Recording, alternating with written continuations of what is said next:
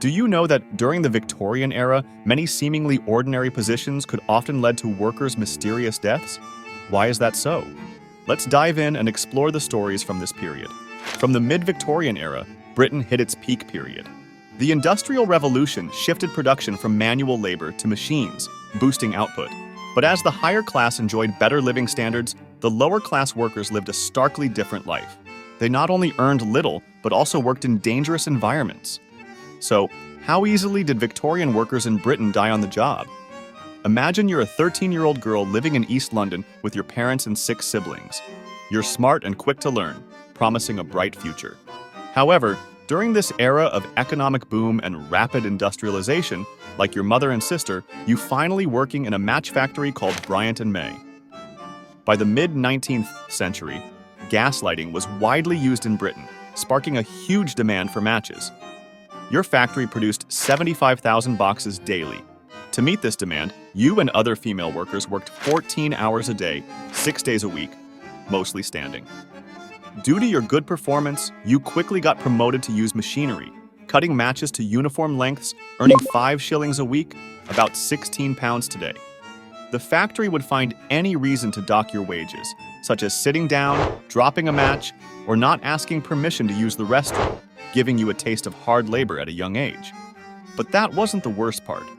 You were considered lucky compared to others because matches were soaked in white phosphorus to ensure they could light in any condition.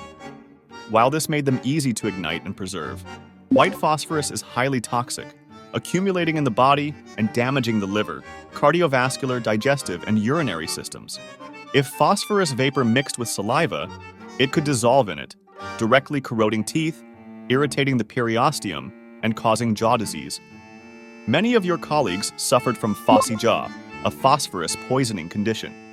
Those affected, if they grinned in the dark, their gums would glow greenish-white due to phosphorus. But it wasn't funny. The disease caused painful abscesses and facial disfigurement. By then, the jawbone would be decaying. The only treatment was to remove the jaw to prevent the infection from spreading to the brain, causing fatal brain damage. And even jaw removal didn't guarantee survival. Fortunately, you didn't get poisoned, but 1 in 10 of your colleagues did. The ruthless leaders didn't care about you girls' lives.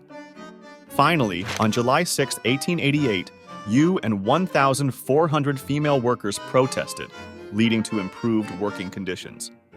Sadly, it took until 1906, 20 years later, for white phosphorus matches to be banned. If you weren't a match factory worker, you could have been a leech collector, another dangerous job. Leashes have been used medically for thousands of years, dating back to ancient Egypt. For centuries, people were obsessed with bloodletting as a cure-all.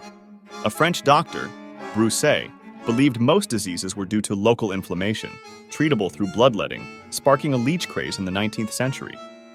With Europe's demand for leeches outstripping supply, leech collectors emerged. But this job didn't pay much and was mostly done by poor women. Preparation involved wading in ponds and marshes with rolled-up trousers for leeches to latch on, which was harmful. You had to wait at least 20 minutes for them to detach after feeding, leaving wounds that could bleed for hours or days, risking excessive blood loss or even life. Plus, ponds and marshes weren't clean, so wounds could get infected, leading to death. Due to over-reliance on bloodletting, countries had to import leeches, with 30 million exported from Germany to the US and 42 million to France annually in the mid-19th century, nearly causing extinction. Later, as leeches became scarce and medicine advanced, the leech craze finally faded. The Victorian-era laborers truly endured both bitterness and hardship.